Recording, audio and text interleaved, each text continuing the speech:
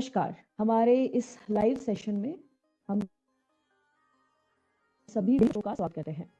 PMG दिशा refresher training का उद्देश्य ये था कि जो व्हीलीज हमारे ट्रेनिंग में पिछड़ गए हैं या जिन्हें हम अपने ट्रेनिंग में इंक्लूड नहीं कर पाए, एक बार उनकी फिर से रिविजन तरीका है पीएमजी दिशा परीक्षा में परीक्षा प्रोसेस का क्या करना चाहिए और किन बातों का खास ध्यान रखना चाहिए, इन सभी पर आज डिटेल में चर्चा की जाएगी। इस डिटेल में चर्चा करने के साथ साथ मेरी स्टेट टीम के पीएमजी दिशा अधिकारी भी इस वक्त मेरे साथ लाइव मौजूद हैं। एक एक करके हम आपको उनसे मिलाना चाहेंगे। बिहार से ब्रिजेश जी इस वक्त लाइव हमारे साथ जुड़े हैं। ब्रिजेश जी, थैंक यू सो मच हमारे इस लाइव सेशन में जुड़ने के लिए। नमस्कार मैम। मध्य प्रदेश से लोकेश जोशी इस वक्त लाइव हमारे साथ जुड़े हैं। Lokesh, thank you for joining. आपका बहुत ma'am, thank you so much. Thank you. Jharkhand से पीएमजी दिशा और एजुकेशन सर्विसेज को पूरे स्टेट में देखने के लिए अनुपम जी हैं और वो भी इस वक्त लाइव हमारे साथ जुड़े हैं। अनुपम, थैंक यू फॉर ज्वाइनिंग। आपका भी स्वागत है। Thank you ma'am. ये जैसा कि आपको पता चल गया होगा कि बिहार, मध्य प्रदेश और झारखंड को ध्यान में रख के आज की ट्रेनिंग का आयोजन किया गया है। जो व्हीलीज इन राज्यों से हैं, कृपया अपने सवालों को आप कमेंट बॉक्स पे लिख सकते हैं या हमारे स्टेट टीम के साथ पूछ सकते हैं। हम आपको बहुत जल्द कोशिश करेंगे सेशन में उन सवालों के जवाब देने के। लेकिन सबसे पहले बात करते हैं पीएमजी दिशा प्रोजेक्ट है क्या और किस तरीके से काम करता है, किन बातों का आपको खास ध्यान रखना चाहिए। जैसी प्रोजेक्ट की फुल फॉर्म है प्रधानमंत्री ग्रामीण डिजिटल साक्षरता अभियान। ये प्रोजेक्ट एक उद्देश्य से हमारे माननीय प्रधानमंत्री जी ने लॉन्च किया था कि देश की ग्रामीण जनता को किस तरीके से कंप्यूटर या डिजिटल रूप से साक्षर बनाया जाए, उनके पास इस ज्ञान को पहुंचाया जाए कि कंप्यूटर और मोबाइल का इस्तेमाल व्हाट्सएप और फेसबुक से ज्यादा किया जा सकता है, किस तरीके से कैशलेस ट्रांजैक्शंस का लेन देन करें, कौन सी बातें आपको साइबर सिक्योरिटी मतलब कौन से अपने कार्ड्स का आपको इंफॉर्मेशन शेयर करना चाहिए, नहीं करना चाहिए, ये बातें अधिकतर हमने देखा था कि शहरी इलाकों में ही लोगों को पता थी। आज अगर हम देखेंगे तो हमारे गांव तक भी लोग भीम पे, यूपीआई जैसे माध्यमों से कैशलेस ट्रांजैक्शंस कर रहे हैं। तो पीएमजी दिशा का उद्देश्य यही था कि हमारे भारत को बढ़ते इंडिया से जोड़ना है और जो डिजिटल डिवाइड है उसको कम करना है। 6 करोड़ की जनसंख्या को इस प्रोजेक्ट के साथ हमें डिजिटल साक्षर बनाना है। इसका उद्देश्य था कि भारत के हर ग्रामीण परिवार से एक व्यक्ति को इस प्रोजेक्ट में जोड़ा जाए और उसे डिजिटल साक्षर किया जाए। अब अगर बात करें तो इस प्रोजेक्ट में कौन काम कर सकता है और कैसे काम कर सकता है। जो व्यक्ति इस वक्त सीएससी आईडी धारक है, जिसके पास सीएससी आईडी है, 3 महीने से वो हमारे डिजिटल सेवा पोर्टल पे कार्यरत है, काम कर रहा है, ट्रांजैक्शंस करता है, सीएससी द्वारा दी जाने वाली विभिन्न सेवाओं को लोगों तक पहुंचा रहा है और 3 महीने से एक्टिव है, वो व्यक्ति पीएमजी दिशा में रजिस्टर करने के लिए मान्य माना जाता है। आप अपने डिजिटल सेवा पोर्टल पे जाएं, वहां पे एजुकेशन की अन्य सर्विसेज के साथ साथ पीएमजी दिशा सर्विसेज आती है। आप उस पर क्लिक करेंगे तो आपको एक नए पोर्टल पे ले आया जाएगा। यहाँ पे आपकी कुछ जानकारी पहले से रखी होती है और कुछ जानकारी आपको दोबारा डालनी होती है। आपका राज्य कौन सा है, डिस्ट्रिक्ट कौन सा है, आपका नाम, सीएससी आईडी वगैरह आपकी पहले से दी जाती है। आपको अपना फोन नंबर अपडेट करना होता है, आपको अपनी पंचायत अपडेट करनी होती है। इन सब अपडेट करने के साथ साथ कुछ दस्तावेज हम मांगते हैं इस बात की पुष्टि करने के लिए क्या आप उस ग्राम पंचायत से हैं भी या नहीं। आप उस दस्तावेजों में ग्राम पंचायत डॉक्यूमेंट डालते हैं। ग्राम पंचायत डॉक्यूमेंट इस बात की सूची होती है, उन व्यक्तियों की, उन बच्चों की सूची है जिनको आप अपने ग्राम पंचायत में पढ़ाओगे और हस्ताक्षरित होता है वो ग्राम प्रधान से और ग्राम मुखिया से या कोई भी ग्राम पंच का व्यक्ति है, वो हस्ताक्षर करके इस बात की पुष्टि करता है कि यही बच्चे पीएमजी दिशा में रजिस्टर होंगे और उनकी ट्रेनिंग दी जाएगी। इसके बाद आपको एफिडेविट हम एक जमा करने को बोलते हैं, इसकी कॉपी भी आपके पोर्टल में दी होती है। इसका प्रिंट आउट लेके आप राज्य में आपका जो भी स्टैम्प पेपर चलता है उसमें प्रिंट आउट लेके आप साइन करके वो कॉपी अपलोड करते हैं। उसमें ये नियम लिखे हैं कि पीएमजी दिशा नियमों का आपका टीसी पूरी तरीके से पालन करेगा। अगर कभी भी पीएम योजना के चलने के दौरान आपका सेंटर योजना की गाइडलाइंस को फॉलो नहीं करता हुआ पाया गया तो आपके सेंटर को बंद या खारिज भी किया जा सकता है। इसके अलावा एड्रेस प्रूफ हम आपका मांगते हैं। इन तीनों दस्तावेजों को जब आप अपलोड कर देते हैं उसके बाद हमारी डिस्ट्रिक्ट टीम आपके सेंटर को विजिट करने आती है। हमारी डिस्ट्रिक्ट टीम फिजिकली आपके सेंटर पे पहुंचती है और इस बात की जांच करती है क्या आपका centre minimum 200 square foot area रखता है कि नहीं, आपके पास कम से कम 2 कंप्यूटर या लैपटॉप है या नहीं, और उन लैपटॉप्स में इंटरनेट और वेबकैम की सुविधा है या नहीं। ये हमारी मिनिमम रिक्वायरमेंट है पीएमजी दिशा सेंटर चलाने के लिए कि आपके पास इतना कम से कम न्यूनतम इंफ्रास्ट्रक्चर होना ही चाहिए। इसके अलावा आपके पास एक्टिव इंटरनेट होना चाहिए। और जैसे कि मैंने पहले बताया कि पीएमजी दिशा डीएसपी पोर्टल पे आप 3 महीने से ज्यादा कार्यरत होने चाहिए। अगर आप इन सभी श्रेणियों को पार कर लेते हैं, इन सभी कैटेगरीज में आप मान्य हो जाते हैं, तब आपका हमारा डिस्ट्रिक्ट मैनेजर आपके सेंटर को अप्रूव कर लेगा और आप स्टूडेंट रजिस्टर करने के लिए मान्य हो जाते हैं। अब स्टूडेंट का रजिस्टर कैसे करना है और कौन से बच्चे लेने हैं, तो 14 से 60 वर्ष की आयु के जो व्यक्ति डिजिटल निरक्षर हैं आपके यहाँ, आपको उनका चयन करना है। ये बच्चा स्कूल में भी पढ़ता होना चाहिए, लेकिन उनके स्कूल में कंप्यूटर की शिक्षा नहीं दी जानी चाहिए। आप ऐसे व्यक्ति का चयन करिए, उनके आधार कार्ड से आप उनका रजिस्ट्रेशन कर सकते हैं। यहाँ पे हम आपकी सुविधा के लिए 2 प्रकार के रजिस्ट्रेशन का माध्यम देते हैं, 2 ऑप्शन आपको, 2 विकल्प आपको देते हैं। एक विकल्प है, अगर व्यक्ति आपके सेंटर में खुद आता है, आप उसका रजिस्ट्रेशन लैपटॉप के जरिए कर सकते हैं। उस वक्त आधार चाहिए होता है और बायोमेट्रिक, चाहे फिंगरप्रिंट हो या आइरिस से आप उसको बायोमेट्रिक ऑथेंटिकेट करते हैं कि ये वही व्यक्ति है जिसका आधार आप डाल रहे हो। ऑथेंटिकेट होने के बाद उनका रजिस्ट्रेशन सक्सेसफुल हो जाता है। लेकिन कई बार हमने देखा है कि हमारा जो वीएलई है वो गांव में साइकिल या अपने वाहन लेके गांव के बच्चों को रजिस्टर करने जाता है, जहाँ पे शायद वो लोग सेंटर तक नहीं आ पाते। तो ऐसी स्थिति में आप उन बच्चों का मोबाइल से रजिस्ट्रेशन कर सकते हैं। जब आप मोबाइल एप्लीकेशन से, वो जो मोबाइल एप्लीकेशन आपको हमारे www.pmjdisha.in वेबसाइट पे मिल जाएगी, आप ऐप स्टोर से उसे डाउनलोड कर सकते हैं। जब आप उस एप्लीकेशन को डाउनलोड करके बच्चे का रजिस्ट्रेशन करते हैं, तो यहाँ पे क्योंकि हम ऑथेंटिकेट नहीं कर सकते, बायो ऑथेंटिकेट पॉसिबल नहीं है, तो यहाँ पे हम ओटीपी के जरिए ऑथेंटिकेट करते हैं। तो आपको ये ध्यान रखना है कि जो आधार नंबर आप डाल रहे हो और जो उसके साथ लिंक मोबाइल नंबर है, उसमें एक ओटीपी आएगा और आप उसके जरिए बच्चे का रजिस्ट्रेशन कर सकते हैं। तो यहाँ पे 2 विकल्प आपके पास हो गए, लैपटॉप या कंप्यूटर के जरिए या मोबाइल के जरिए। आप इन 2 माध्यमों से बच्चों का रजिस्ट्रेशन कर सकते हैं। बच्चा, आपको पता ही है, डिजिटल निरक्षर होना चाहिए और उसके पास आधार कार्ड जरूर होना चाहिए। बिना आधार कार्ड के आप पीएमजी दिशा योजना से नहीं जुड़ सकते। उसके बाद बच्चे का आधार कार्ड रजिस्ट्रेशन होने के बाद आपको इस बात का खास ध्यान रखना है कि बच्चे का जो आधार में फोटो है या जब उसका आधार बना था और आज जो बच्चा दिखता है, उसमें बहुत डिफरेंस या बहुत अंतर नहीं होना चाहिए। ये इसलिए है क्योंकि परीक्षा के दौरान आपको अपनी एक फोटो खींच के जमा करनी होती है अपने पोर्टल पे, हमारे प्रॉक्टर्स को दिखानी होती है। अगर बच्चे के आधार कार्ड की फोटो और आज की फोटो में बहुत असमानताएं होंगी, बहुत डिफरेंस होगा, तो प्रॉक्टर को बड़ी मुश्किल होगी पहचानने में या जांच करने में कि ये सेम लाभार्थी है भी या नहीं। तो ऐसी स्थिति में हो सकता है कि आपके बच्चे को खारिज कर दिया जाए या परीक्षा ना देने दी जाए। तो इस स्थिति को नजरअंदाज करने के लिए आपको इस बात का खास ध्यान रखना है कि या तो आप आधार कार्ड में फोटो अपडेट करवा के ही बच्चे का रजिस्टर करें, या बच्चे का जो फोटो है वो अपडेटेड फोटो जो है आधार में, वो आज का या अपडेटेड बच्चा की शक्ल में बहुत डिफरेंस नहीं होना चाहिए। अब अगर बात करते हैं बच्चे के आधार कार्ड रजिस्ट्रेशन के बाद एक और रजिस्ट्रेशन आपको करना होता है, वो होता है इन्विजिलेटर का। कई बार हमारे जो पिछले हमने कई रिफ्रेशल ट्रेनिंग करी है, उसमें हमें ये सवाल कई बार पूछा गया है कि इन्विजिलेटर रजिस्ट्रेशन क्या है और कैसे करना है। देखिए, सबसे पहले समझना है कि इन्विजिलेटर क्या है। वो व्यक्ति जो जब भी पीएमजी दिशा की परीक्षा आपके केंद्र में होगी, जो फिजिकली रूप से, भौतिक रूप से वहां पे प्रेजेंट होगा, वो इन्विजिलेटर होता है। जो वीएलई है वो इन्विजिलेटर नहीं बन सकता, क्योंकि आप ही एग्जाम करवा रहे हो, जांच भी आप ही करोगे, तो ये सही नहीं है।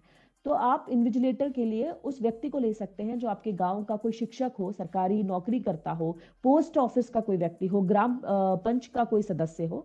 आप इनमें से किसी भी पढ़े लिखे व्यक्ति को, जिस कंप्यूटर की बेसिक जानकारी रखता हो, उसको एज इन्विजिलेटर रजिस्टर कर सकते हैं।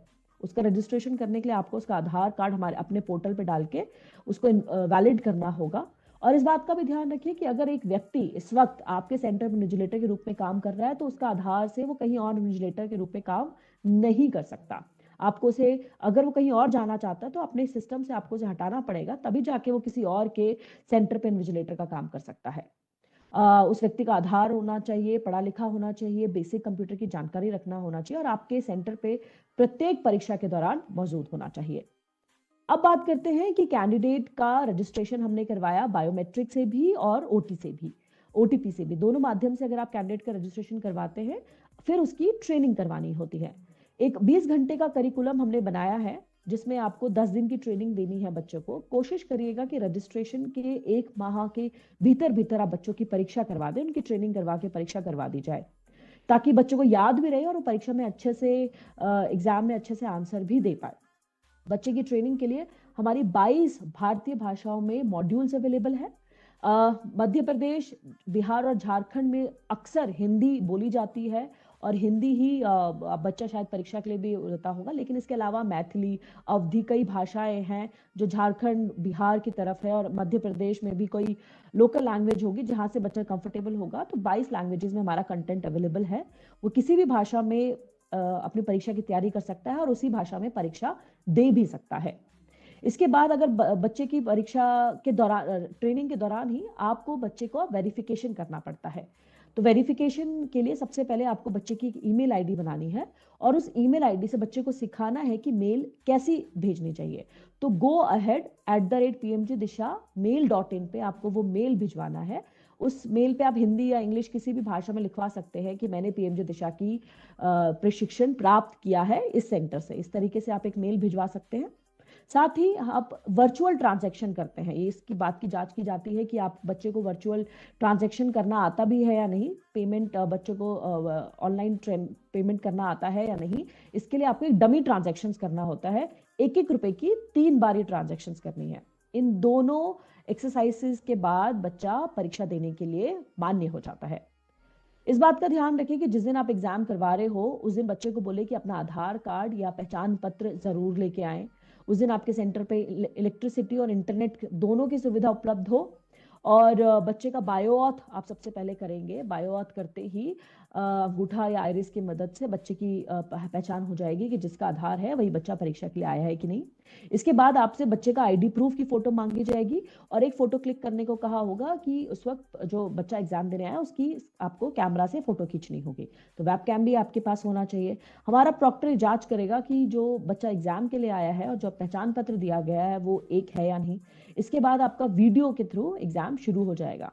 मल्टीपल चॉइस क्वेश्चन आपको दिए जाते हैं, यानी एक सवाल के 4 ऑप्शन होंगे।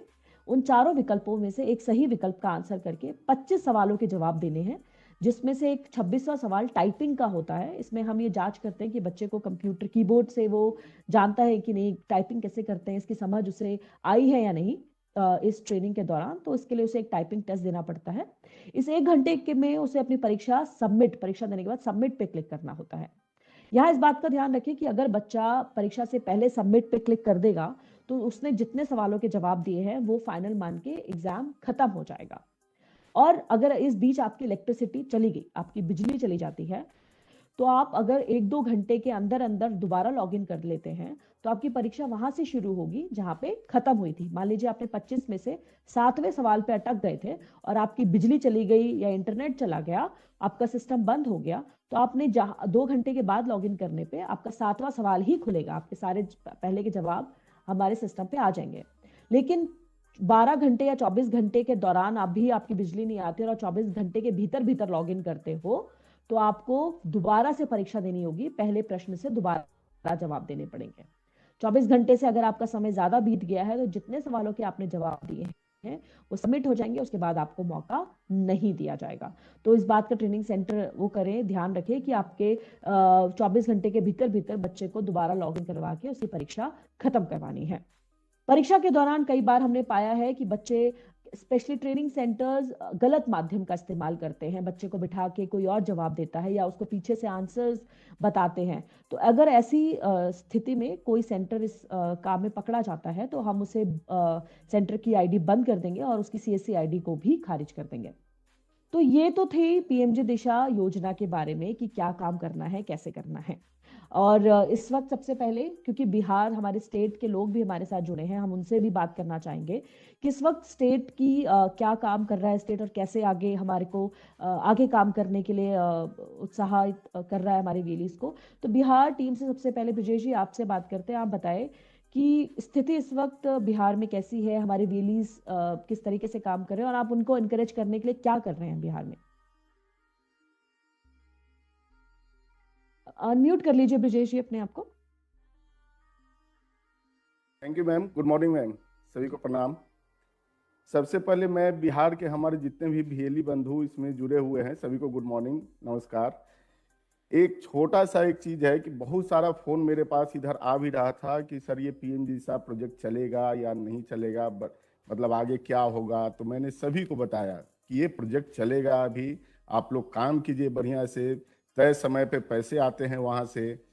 तब जाकर थोड़ा सा मैम ये लोग थोड़ा सा ये मोटिवेट हुए हैं काम करने के लिए। नहीं तो बहुत सारा इन लोग का मतलब ये बन गया था कि प्रोजेक्ट बंद होने वाला है। मतलब जनवरी से ही मैं बहुत सारे फोन मैंने लिए भी हैं उसमें कि प्रोजेक्ट बंद हो जाएगा, लेकिन मैंने सबको मैसेजेस किए कि प्रोजेक्ट चलेगा अभी। उसके बाद मैम है क्या कि जो हम लोग का बिहार का टारगेट क्वार्टर थर्ड का दिया गया है 4,93,000 का, उसको हम लोग को पूरा करना है हमारे भीएलई बंधु के माध्यम से। सबसे पहले मैं उसके लिए एक चर्चा करूंगा क्या मैम कि जो हम लोग को टारगेट असाइन किया गया है हम लोग कैसे पूरा करेंगे। उसको पूरा करने का एक है सबसे बड़ा चीज कि जो भीएलई बंधु हमारे मतलब पंचायत में बच्चों का पंजीकरण रजिस्ट्रेशन कर रहे हैं, वो अपने ही पंचायत के अपने आसपास के बच्चों का ही रजिस्ट्रेशन पंजीकरण करें। तब जाकर के उनका ट्रेनिंग करवाना, ट्रेन करना उनको और उनका एग्जाम लेना मतलब कि बहुत ही मतलब इजी हो जाएगा। मैंने देखा क्या है कि ये मान लिया जाए किसी पंचायत के बच्चों को छोड़ के, अपने पंचायत के बच्चों को छोड़ के बहुत दूर के पंचायत के बच्चों का उन्होंने पंजीकरण कर दिया। अब बाद में क्या कहते हैं भीएलई कि भाई सर वो एग्जाम देने लायक वो है नहीं, बच्चा है नहीं, बच्चा चला गया कहीं। तो मैं सबसे यही रिक्वेस्ट करूंगा, आग्रह करूंगा कि सबसे पहले आप अपने पंचायत के बच्चों का, एक घर से एक बच्चे को हम लोग को पंजीकरण करना है, एक घर से एक ही बच्चे को। यहाँ मैंने बहुत सारा एक चीज और है मैडम कि बहुत सारे क्या किए हैं कि एक घर से रिपीटेड, जैसे फादर मदर का नाम रिपीटेड, मतलब एक घर से 4 या 5 बच्चों का रजिस्ट्रेशन कर दिए हैं, उनका एग्जाम भी ले लिया। तो उस केस में क्या होता है कि पैसा भी उन लोग को मतलब कि एक घर से एक ही बच्चों को मिलेगा।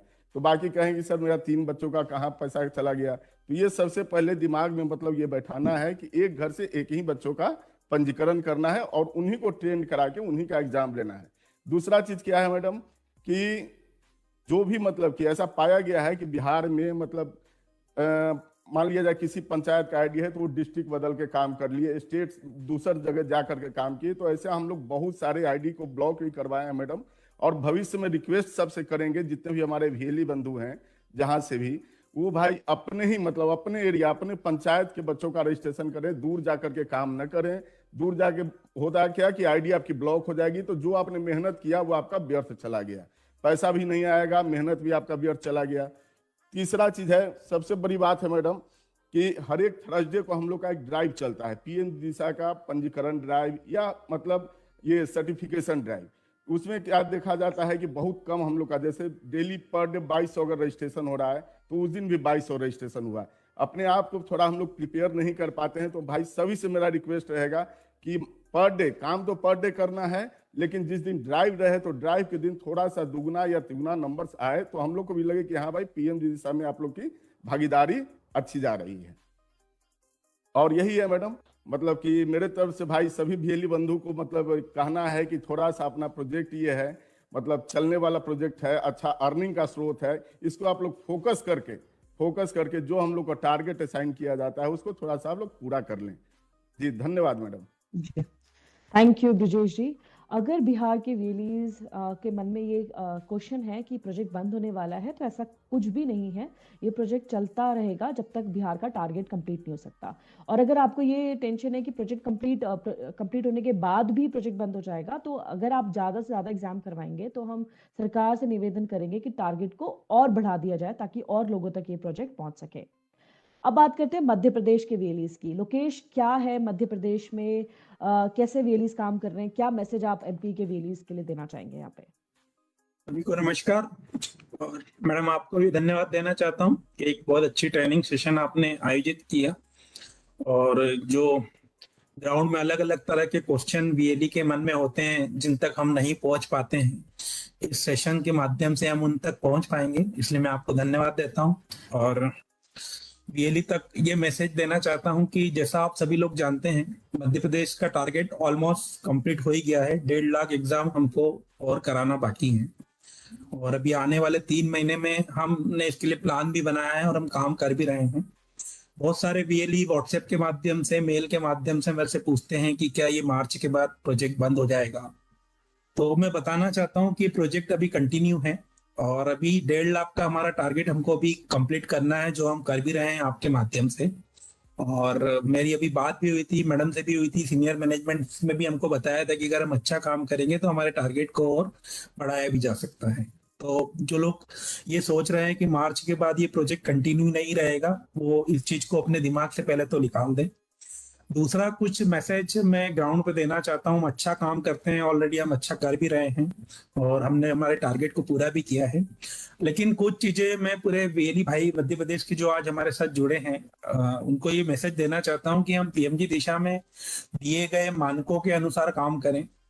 जैसे मैडम ने बहुत सारी चीजें बताई, किस तरह से ट्रेनिंग कराना है, कैसे एग्जाम देना है और क्या आपके डॉक्यूमेंट होना चाहिए। तो मैं बताना चाहता हूं कि आप जैसे पीएमजी दिशा प्रोजेक्ट में काम कर रहे हैं, तो सबसे पहले पंचायत सर्टिफिकेट बहुत सारे वीएलई भाई समय पे अपलोड नहीं करते हैं, वो करें। जो स्टाम्प होता है, नोटरी होता कराना होता है, बहुत सारे लोग वो टाइम पे नहीं करते हैं। और पीएमजी दिशा को लेके जो गाइडलाइन बनाई है उसको फॉलो करके काम हमको करना है। तो ये हमने कुछ चीजें बनाई हैं और हमारी डिस्ट्रिक्ट टीम को भी हमने बोला है कि इन सब दिए गए दिशा निर्देश पे जो वीएलई काम कर रहे हैं उनको हम आगे लेके जाएं और हमारे टारगेट पूरा करने में वो हमारी मदद करें। दूसरा मैं बताना चाहता हूँ कि अभी 2-3 महीने में कुछ सेंटर बंद हो गए थे या उनको कुछ समय के लिए हमने होल्ड किए थे, तो वो लोग भी टेंशन ना ले। हमने हमारी डिस्ट्रिक्ट टीम के फिजिकल वेरिफिकेशन के बाद वो सारे सेंटर जो बंद कर दिए थे, जो हमें सही पाए गए, जो दिशा निर्देश अनुसार काम कर रहे थे, उनको हमने चालू कर दिया है। उनका पेमेंट भी हमने रिलीज कर दिया है। अगर अभी भी आपका सेंटर बंद है और अगर आपको लगता है कि आप दिए गए पैरामीटर पे काम कर रहे हैं और सही तरीके से कर रहे हैं, तो अपने डिस्ट्रिक्ट टीम से अपना वेरिफिकेशन करा के अपनी रिपोर्ट हमें भेज दीजिए, तो हम आपका सेंटर भी चालू कर देंगे। मैं मध्य प्रदेश के सभी बीएलई भाइयों को कहना चाहता हूँ कि हम आपके साथ हमेशा खड़े हैं, आप अच्छे से काम करिए। मैडम ने आपको जो पैरामीटर बताए हैं काम करने के लिए, सभी लोग उसके अनुसार काम करें और हमारा जो टारगेट है उसको पूरा करें। प्रोजेक्ट कंटिन्यू चलेगा, सबका पैसा आ रहा है, कोई भी दिक्कत नहीं है। और किसी भी तरह का अगर आपको सपोर्ट चाहिए तो मैं स्टेट से स्पोक हूँ, आप में से बात कर सकते हैं। मैं मेरी मेल आईडी भी सभी लोगों से शेयर है और आप डिस्ट्रिक्ट टीम के माध्यम से मुझसे कनेक्ट भी कर सकते हैं। तो मैं यही कहना चाहता हूँ, आप अच्छे से काम करें, स्टेट का टारगेट पूरा करें और ये प्रोजेक्ट अभी कंटिन्यू है और आगे भी कंटिन्यू रहेगा, ऐसा मुझे लगता है। और कुछ लोगों की ये भी कंप्लेन है कि हमारे सेंटर अभी तक ब्लॉक हैं जो चालू नहीं हुए हैं, तो मैंने ऐसे बता ही दिया है कि आप डिस्ट्रिक्ट टीम से अपना वेरिफिकेशन करा लीजिए, पंचायत डॉक्यूमेंट अपलोड कर दीजिए, आपका जो नोटरी है वो अपलोड कर दीजिए और सेंटर को पूरा दिशा की गाइडलाइन के हिसाब से रेडी रखिए। हम वेरिफिकेशन करके अगर आपका सेंटर ब्लॉक है तो उसको चालू कर देंगे। धन्यवाद। Thank you Lokesh. I am sure MP के लोगों तक ये पॉजिटिव मैसेज वीएलईज तक पहुंचा होगा और आप जल्द से जल्द परीक्षा खत्म करवाएंगे। और क्योंकि अभी बहुत जल्दी बच्चों की परीक्षाएं शुरू होने वाली है, उससे पहले आप पीएमजी दिशा प्रोजेक्ट का मैक्सिमम एग्जामिनेशन करवा दें तो आपके लिए भी हित में होगा। अभी अब बात करते हैं झारखंड से, जिस स्टेट में सबसे ज्यादा तेजी देखी थी हमने पीएमजी दिशा में, लेकिन कुछ समय से एग्जाम की गति बहुत धीमी हो गई है। तो अनुपम जी, आप बताएं कि झारखंड में इस वक्त क्या स्थिति है और झारखंड के वीएलईज के लिए क्या मैसेज है आपके पास। अनुपम। Thank you madam. आपका बहुत बहुत धन्यवाद कि ये ट्रेनिंग सेशन आपने ऑर्गेनाइज किया है। और ये जब 3 स्टेट के लोग हैं तो बहुत सारी चीज़ें पहले क्लियर भी हुई, मैडम आपने भी क्लियर किया। मैं झारखंड के वीएलई से मेरा जो सबसे इम्पोर्टेंट रिक्वेस्ट है, आप लोगों से आग्रह है कि आप सभी पीएमजी दिशा में आगे आए। हमारे साथ में जो हमारे वीएलई का है कि हमारे रजिस्ट्रेशन डीएक्टिवेटेड हो जा रहे हैं, बहुत लंबे समय तक रजिस्टर करके उसमें आपने इसका एग्जामिनेशन या किसी कारणवश वो या तो दूर के बच्चे को रजिस्टर कर दिया, वो डीएक्टिवेट हो जा रहा है। तो मेरा अभी भी हमारे झारखंड में 85,000 ऐसे स्टूडेंट्स हैं दो जो लाइव हैं, मतलब जिनका हम जो मतलब एक्टिव हैं, उनका हम एग्जाम ले सकते हैं। वो एक सबसे पहले आप अपनी प्राथमिकता बनाएं कि जो हमारे 85,000 स्टूडेंट्स हैं, हम प्रयास करें कि आने वाले 10 दिनों के अंदर में उनका एग्जाम जरूर करें, क्योंकि वो हमारा बैकलॉग हम रजिस्ट्रेशन के टारगेट से ज़्यादा अचीव कर चुके हैं, लेकिन सर्टिफिकेशन में अभी भी 3 लाख के आसपास का गैप है। तो वो उसको पूरा करने के लिए आपका जो ये 85,000 का है, सारे वीएलई जिन्होंने रजिस्टर कर लिया है, उनसे मेरा रिक्वेस्ट होगा कि आप जितने जल्दी हो उनकी ट्रेनिंग कंप्लीट करके उनका सर्टिफिकेशन कराइए। दूसरा जो चीज है, हमारे झारखंड के सभी बीएलई से मेरा जो सुन रहे हैं, जो नहीं भी आगे भी सुनेंगे लाइव, उनसे भी मेरा रिक्वेस्ट होगा कि आप पीएमजी दिशा में, हमारे पास स्कोप है अभी भी स्कोप है। आप नए सेंटर खोलने के लिए मैंने जिलेवार सभी को बोला है कि आप नए सेंटर ऑर्गेनाइज करिए, नए सेंटर खोलिए, और जो जिनका टारगेट अभी बचा है उनको एक्टिवेट कराइए। तो मेरे नए बीएलई से रिक्वेस्ट होगा कि पीएमजी दिशा के गाइडलाइन के अनुसार अपने सेंटर को तैयार करके आप काम करिए। आपको भी एक अपॉर्चुनिटी है, अभी भी हमारे पास अपॉर्चुनिटी है, हमारे ग्राम पंचायतों में अभी भी संख्या है, आप कर सकते हैं। अपने सेंटर को आप रजिस्टर करिए, जैसा कि आपको बताया गया है कि एफिडेविट और ग्राम पंचायत डॉक्यूमेंट और बाकी सारी चीजें आपको जिला स्तर पर आपके डिस्ट्रिक्ट ब्लॉक के जो रेस्पॉन्सिबल हैं वो वेरीफाई करके देते हैं, फिर आपका सेंटर अप्रूव होता है। तो सेंटर खोलने के लिए मेरा सबसे इम्पोर्टेंट हुआ कि आप सेंटर जरूर, नए सेंटर्स खोलिए, और जिन्होंने सेंटर खोले हुए हैं, जिस पंचायत में टारगेट बचा हुआ भी है, उन सभी पंचायतवार भी मैंने जिला स्तर पर दिया है। तो आप लोग अपने पंचायतों में नया रजिस्ट्रेशन को लेके करें। स्कूलों में जैसा कि बताया जा रहा है कि अभी एग्जामिनेशन का दौर आने वाला है, तो उसके पहले आप अपने रजिस्ट्रेशन और सर्टिफिकेशन की प्रक्रिया पूरी करें। और झारखंड में, खासकर झारखंड में डिजिटल लिटरेसी की बहुत डिमांड है। आप सिखाएंगे तो लोगों को हैंड होल्ड होगा और ये इसका बहुत ही फायदा मिलने वाला है। और मार्च तक हमें बड़ा नंबर अचीव करना है, जैसा कि आप लोगों को मैंने बताया। तो आप सभी सर्टिफिकेशन, ट्रेनिंग, रजिस्ट्रेशन पर विशेष ध्यान दें, और ये आशा करते हैं कि आप इसको जितना जल्दी हो आप इसको पूरा करेंगे। और किसी भी तरह की कोई समस्या आती है, प्रोजेक्ट बंद को लेके, तो मैं सभी आगे के स्पीकर्स ने क्लियर बोल दिया, प्रोजेक्ट बंद नहीं होना है, अभी आपको काम करना है आगे। मैडम ने ही बताया कि आगे और अच्छा करेंगे तो आगे और आगे बढ़ सकते, स्कोप बहुत बड़ा है। तो डिजिटल लिटरेसी में आप सभी अच्छे से काम करें, और मेरा मेल आईडी मेरे से कनेक्टेड ही है लगभग सभी लोग। कोई भी समस्या हो हमें बताइए और हमारे डिस्ट्रिक्ट रिसोर्सेज को बताइए।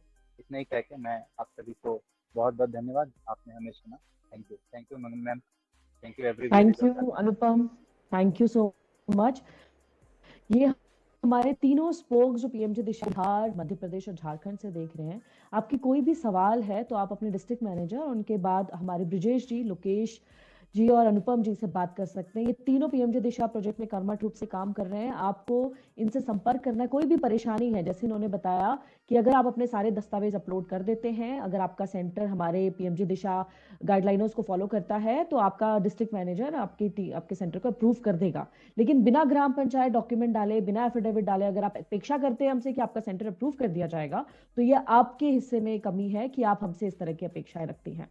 तो हमारे बीएलई से उम्मीद है कि कल परसों 26 को जनरली हम हर थर्सडे गुरुवार को ड्राइव रखते हैं, लेकिन 26 जनवरी रिपब्लिक डे, गणतंत्र दिवस की उपलक्ष्य में हम उस दिन परीक्षा नहीं कर रहे हैं। आपको 27 तारीख को यानी शुक्रवार को हम ड्राइव चला रहे हैं। तो हमारी सबसे निवेदन है जो बिहार, मध्य प्रदेश और झारखंड के वीएलईज हैं कि आप बढ़ चढ़ के एग्जाम करवाएंगे और लक्ष्य आपको दिया गया है आप उसे अचीव करेंगे।